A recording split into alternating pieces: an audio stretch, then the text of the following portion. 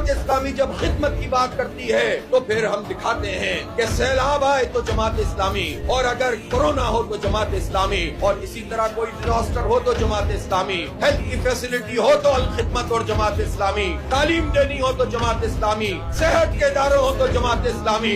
जमात इस्लामी जब तालीम की बात करती है तो उससे पहले मनोकाबिल का प्रोग्राम चलाती है। 14 लाख हमारे नौजवान बच्चे बच्चियां उसमें रजिस्टर हैं, लाखों बासौक हो गए हैं, अपने अपने हिस्से का काम कर रहे हैं। जब जमात इस्लामी खिदमत भी कर सकती है, जब जमात इस्लामी दयानतदारी से काम करती है, एक डिसिप्लिन पार्टी है, हुजूम नहीं है। बहुत हुजूम आए हैं और चले गए हैं, ये एक डिसिप्लिन पार्टी है।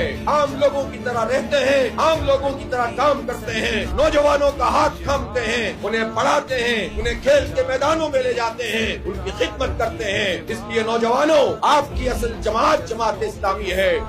जी बिल्कुल, नन अलखिदमत लारे ना जी कोम वदुने दी आगा माशाल्लाह बिल्कुल नन बनी कागानिम कीगी और वदुनु की कम जल्मी दी दा कतेशी निदेशी मंगसरा डायरेक्टर न्यूज़ हबीब साहब हम वालाड़ दे दी सरम खबर तरीको हबीब साहब दे एकदम त संग नज़र सरा गोरे ये दा एकदम दिगराने तो गोरे नन सबा चकम हालात दिगराने शुरू दे یو غریب سړي لپاره واده کول ډېره زیاته ناممکنه ده.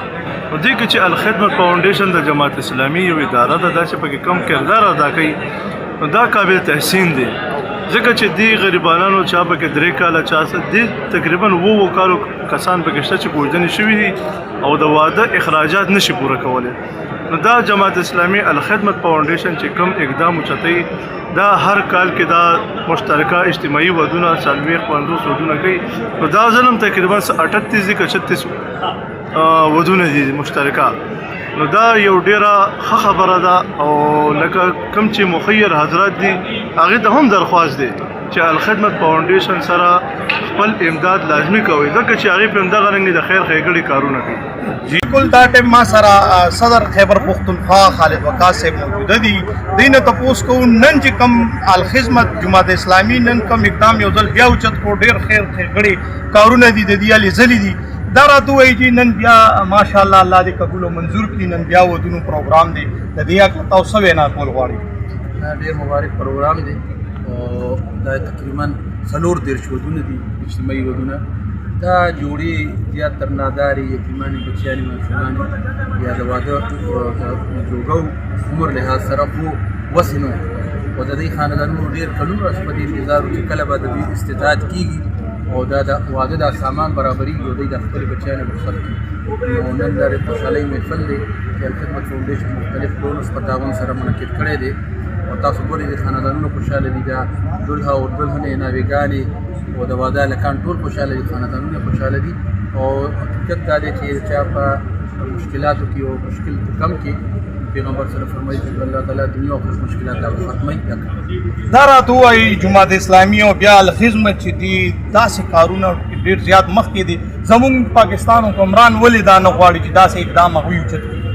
دا وګوره یو الخدمت سره ریاست نه نو حکومت یو غیر سرکاري اداره ده، فلاحي اداره ده او ډېره ټرانسپیرنسي د الله په فضل کې ده چې د خلکو چیریټي د امانتونه دي هغه ډېر دغه سره یو مقدس فرض ګڼو او هغه خلکو ته رسوي. دا نننی پروګرام د هغې هم دا خلکو ته ماډل پیش کوي. سره نن د 10 روپو اختیار په 10 روپو کې مونږ یو عدل وکړو، خلکو ته په خپل وس ورسول او که دا اختیار مونږ سره ټول وطن راشي نو بیا به انشاءالله د وطن نقشه بدله.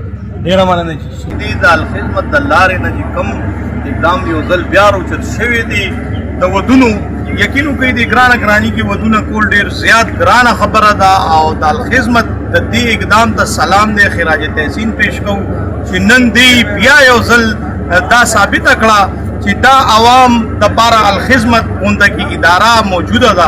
موږ سره زلمې ناستې دي سره خبرې اترې کوو. د ده واتم دی ټولو نه مخکې خو ډېر مبارک شه ستاسو. کوم دي سره تعلق دی؟ جبه سهیل آباد سره. دا راته ووایه نن سبا دور کې واده کول ګرانه ده که اسانه ده؟ نن سبا دور کې واده کول بالکل ناممکنه ده غریب لپاره. الخدمت دا اقدام څنګه په کوم نظر ګوري؟ دې ته مونږ ډېر په ښه نظر ګورو او دې غریبانو سره ډېر ښه کوي، د دې فل سپورټ کوي ځکه چې دا غریبانو سپورټ کوي. بالکل د غریبانو سره سپورټ کوي. الخدمت چې کوم دا کارونه دي یالې ځلې دي دنیا نه پټه نه ده. ستا څنګه سوچ رالو چې الخدمت ته ورشم او الخدمت د لارې نه زه واده وکړم؟ ځکه چې غریب سړی چې هغه ځان له نیسي هغه ګوري او دا د خدای طرف نه موږ ته دا خوشحاله یې؟ بالکل خوشحاله دی. دا زلمی ستا نوم څه دی؟ سلیمان شاکر. سلیمان شاکر. سلیمان صاحب تا د ډېر ډېر مبارک شي. نن د الخدمت چې کم محنت او تا باندې کم دغه کړی د خرچه نو دا الله پاک دې قبول او منظور کړي په دې لپاره چې دا کم جهیز تاسو ګوري مینوالو دا یقینا عام روټین کې مونږ خپلو خویندو میندو چې کمې واده شوي دي زمونږ خویندې هغوی سره مونږ جهیز ورکړی دی. هماغه جهیز چې دی نو الخدمت هم ورکړی دی. الخدمت فاؤنڈیشن نے آج پشاور میں اجتماعی شادیوں کا یہ پروگرام بنایا ہے. 38 نوجوانوں کی یہاں پر شادیاں ہوئی ہیں.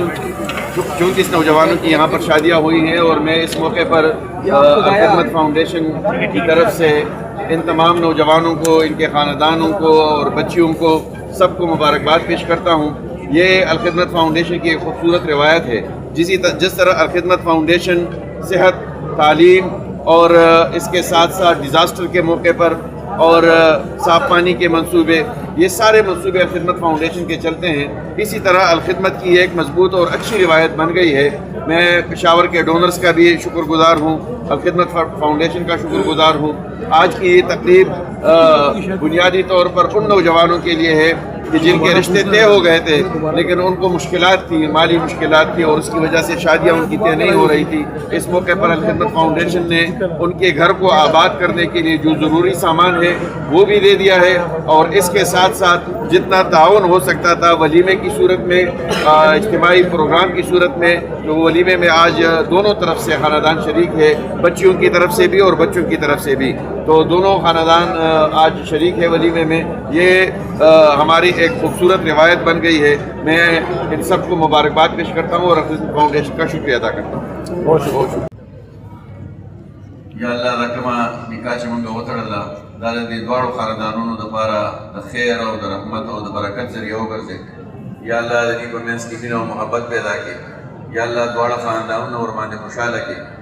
یا الله چې دا څومره پروګرام دلته شوی دی, کومو خلکو نه دې اهتمام کړی دی, حاجي اکمال الدین صاحب او دغه ټول ملګري د هغه ټولو دپاره د خدمت فاؤنډیشن د رضاکارو دپاره دعا وکړئ. یا الله دې له بهترې بدلې ورکړي. یا اللہ دې په کورونو کې, په مال کې, په رزق کې, په اولاد کې برکت واچي. یا الله دا نوې جوړې د دې په ژوند کې برکت واچي. یا الله دې د هر قسمه آفتونو نه, مصیبتونو نه, ازمایښتونو نه ټول محفوظ وساتي. وصلی الله تعالی علی خیر خلقه محمد و آله و صحبه اجمعین. ډېر ډېر مبارک شه, ټول مبارک شه.